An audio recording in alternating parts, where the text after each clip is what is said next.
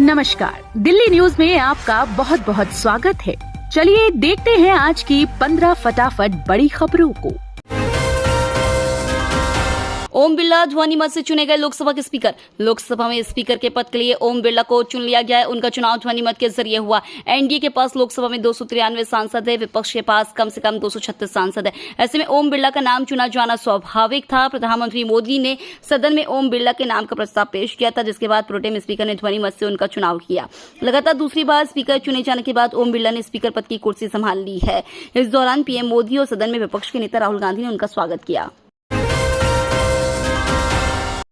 लोकसभा में नेता प्रतिपक्ष बने राहुल गांधी को मिलेंगे ये अधिकार। कांग्रेस सांसद राहुल गांधी लोकसभा में नेता प्रतिपक्ष होंगे। कांग्रेस अध्यक्ष मल्लिकार्जुन खड़गे के घर मंगलवार को इंडिया ब्लॉक की बैठक में यह फैसला लिया गया। इस फैसले को लेकर प्रोटेम स्पीकर भर्तृहरि मेहताब को पत्र लिखकर जानकारी दे दी गई है। गांधी परिवार को तीसरी बार ये पद मिला है। गांधी परिवार से सोनिया गांधी विपक्ष की नेता रह चुकी हैं। उन्होंने 13 अक्टूबर 1999 से 6 फरवरी 2004 तक नेता प्रतिपक्ष को जिम्मेदारी निभाई है। इसके अलावा राजीव गांधी 18 दिसंबर 1989 से 24 दिसंबर 1990 तक नेता विपक्ष रह चुके हैं। आतिशी से मिलने एलएनजेपी अस्पताल पहुंचे अखिलेश यादव। सपा प्रमुख अखिलेश यादव दिल्ली की मंत्री और आप नेता आतिशी से मिलने लोकनायक अस्पताल पहुंचे हैं। दिल्ली जल संकट और हरियाणा से पानी की आपूर्ति को लेकर अनिश्चितकालीन भूख हड़ताल के दौरान उनकी तबीयत बिगड़ने के बाद 25 जून की देर रात उन्हें यहां लाया गया था। वहीं पूर्व सांसद और नेता वृंदा करात भी आतिशी का हाल जानने अस्पताल पहुंची। अखिलेश यादव ने कहा कि मैं यहाँ जल मंत्री की स्वास्थ्य की जानकारी लेने आया था। आतिशी बहादुर है और लड़ना जानती है। वह दिल्ली की जनता के लिए लड़ती रही है। जब से केंद्र में भाजपा की सरकार बनी है, मुख्यमंत्री केजरीवाल की सरकार को अपेक्षित सहायता नहीं दे रही है। केजरीवाल ने सुप्रीम कोर्ट से वापस ली याचिका। कथित दिल्ली शराब नीति मामले में दिल्ली के मुख्यमंत्री अरविंद केजरीवाल ने बुधवार को सुप्रीम कोर्ट से एक याचिका वापस ले ली है। दिल्ली सीएम के वकील अभिषेक मनु सिंघवी ने अदालत को बताया कि मंगलवार को दिल्ली उच्च न्यायालय ने ईडी के स्थगन आवेदन पर अंतिम आदेश देते हुए ट्रायल कोर्ट द्वारा केजरीवाल की जमानत आदेश पर रोक लगा दी। इस मामले को देखते हुए सिंघवी ने कहा कि दिल्ली हाईकोर्ट से 25 जून और 21 जून के दोनों आदेशों को चुनौती देने वाली नई याचिका दायर करने के मकसद से इस पुरानी याचिका को वापस लिया जा रहा है। राजस्थान पहुंचा मानसून। कुछ ही देर में 20 से अधिक राज्यों में होगी बारिश। भारतीय मौसम विज्ञान विभाग ने सैटेलाइट के द्वारा ली गई एक तस्वीर की मदद से मानसून की ताजा जानकारी दी है। आईएमडी के मुताबिक कई राज्यों में गरज और बिजली के साथ हल्की से भारी बारिश हो सकती है। आईएमडी ने यह भी बताया कि मानसून की उत्तरी सीमा मुंद्रा, मेहसाणा, उदयपुर, शिवपुरी, ललितपुर, सिद्धि, चाईबासा, हल्दिया, पाकुड़, साहिबगंज और रक्सौल से होकर गुजर रही है। दूर हुआ टीम इंडिया का सबसे बड़ा संकट। टी20 वर्ल्ड कप सेमीफाइनल्स के लिए आईसीसी ने एम्पायर्स का ऐलान कर दिया। खास बात यह है कि भारत की सेमीफाइनल में रिचर्ड केटलबोरो एम्पायर नहीं है। केटलबोरो आईसीसी एलिट पैनल के एम्पायर हैं, लेकिन सोशल मीडिया यूजर्स का मानना है कि वह भारत के लिए अनलकी हैं और उनके फैसले टीम इंडिया के खिलाफ जाते हैं। भारत इंग्लैंड सेमीफाइनल में क्रिस गैफनी और Rodney Tucker field umpire, Joel Wilson third umpire, जबकि जेफरी क्रोफ रेफरी होंगे। देश में लागू हुआ दूरसंचार अधिनियम 2023। देश में नया संचार कानून लागू हो गया है। ये कानून दूरसंचार कानून, भारतीय टेलीग्राफ अधिनियम 1825 और भारतीय वायरलेस टेलीग्राफ अधिनियम 1993 की जगह लेगा। ये कानून सरकार को राष्ट्रीय सुरक्षा या युद्ध की स्थिति में किसी भी या सभी दूरसंचार सेवाओं या नेटवर्क का नियंत्रण और प्रबंधन अपने हाथ में लेने की अनुमति देगा। नए कानून के तहत कोई भी व्यक्ति अपने नाम पर अधिकतम 9 सिम कार्ड रख सकता है। स्पीकर के बाद अब डिप्टी स्पीकर कौन, क्या होती है भूमिका और हैसियत।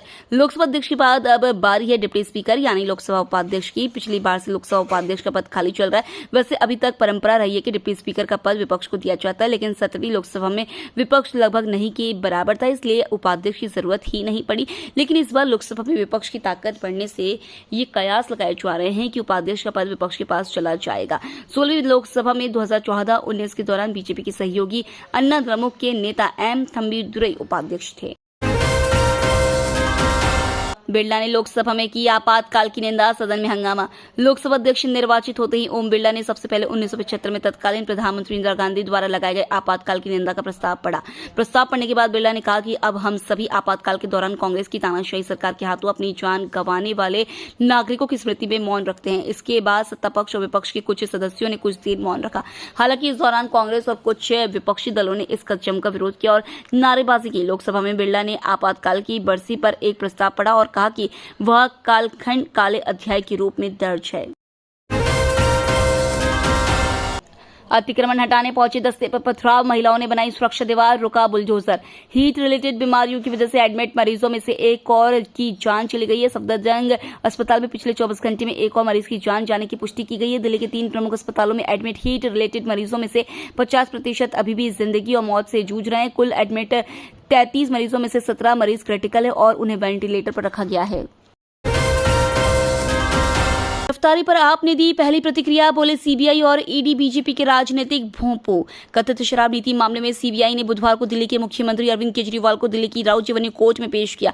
बता दें कि कोर्ट से अनुमति के बाद जांच एजेंसी ने केजरीवाल को गिरफ्तार किया। इसी मामले में अब सीबीआई ने केजरीवाल की 5 दिन की रिमांड मांगी है, जिस पर थोड़ी ही देर में फैसला आना है। इन सबके बीच आम आदमी पार्टी ने अपने सोशल मीडिया के एक्स हैंडल पर एक पोस्ट किया, जिसमें उसने सीबीआई की कार्यशैली पर सवाल उठाया और भाजपा पर हमला बोला। आपने लिखा, सीबीआई और ईडी बीजेपी के राजनीतिक भोंपू बनकर रह गए हैं। दिल्ली शराब घोटाला पूरी तरह से फर्जी है।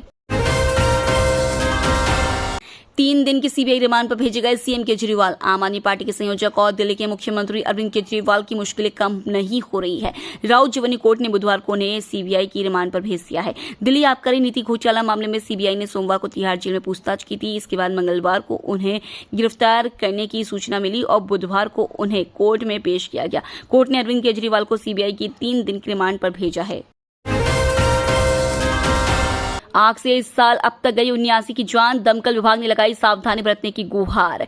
राजधानी में आग लगने की घटनाओं ने इस साल रिकॉर्ड बनाया है। आग लगने से मौतों के आंकड़े पर गौर किया जाए तो शुरुआती 6 माह के 176 दिनों में 79 लोगों की मौत हो चुकी है। पिछले साल वर्ष 2023 में आग में जान गंवाने वालों का आंकड़ा महज 39 था। अधिकारियों का कहना है कि इस साल गर्मी बढ़ने की वजह से आग लगने की घटनाओं में इजाफा हुआ।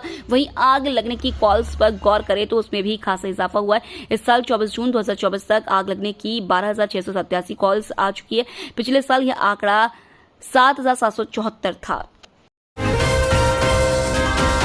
भारत के साथ रिश्ते सुधारने को तैयार पाकिस्तान के डिप्टी पीएम और विदेश मंत्री इशाक डार ने भारत से रिश्ते सुधारने की वकालत की है। पाकिस्तान सरकार के थिंक टैंक ISSI की 51वीं सालगिरह पर उन्होंने कहा, हम दुश्मनी में भरोसा नहीं करते हैं। हम भारत के साथ अच्छे पड़ोसी की तरह रिश्ते बनाते हुए जम्मू कश्मीर विवाद को शांतिपूर्ण और सही तरह से हल करना चाहते हैं। दोनों देशों के बीच इस सालों से दिक्कतें रही हैं, अब रिश्ते सुधारने का वक्त आ गया है। राम मंदिर में पानी टपकने के मामले में आया आधिकारिक बयान। बीते कई दिनों से बारिश के मौसम में अयोध्या की राम मंदिर की छत से पानी टपकने के मामले को लेकर हंगामा मचा हुआ था। सोशल मीडिया समेत तमाम जगहों पर राम मंदिर के निर्माण की गुणवत्ता पर सवाल खड़े किए जा रहे थे। श्री राम जन्मभूमि तीर्थ क्षेत्र के महामंत्री चंपत राय ने खुद इस मामले पर सामने आकर आधिकारिक बयान दिया है। उन्होंने कहा, गर्भगृह जहां भगवान रामलला विराजमान है, वहां एक भी बूंद पानी छत से नहीं टपका है और न ही कहीं से पानी गर्भगृह में प्रवेश हुआ है। चूंकि प्रथम तल पर बिजली, वाटर प्रूफिंग एवं फ्लोरिंग का कार्य प्रगति पर है, अतः सभी जंक्शन बॉक्सेस में पानी प्रवेश करा। वही पानी कंडक्टर के सहारे भूतल पर गिरा। ऊपर देखने पर यह प्रतीत हो रहा था कि छत से पानी टपक रहा है। तो ये थी आज की बड़ी खबरें। डेली खबरों से अपडेट रहने के लिए चैनल को सब्सक्राइब करना बिल्कुल न भूलें। धन्यवाद।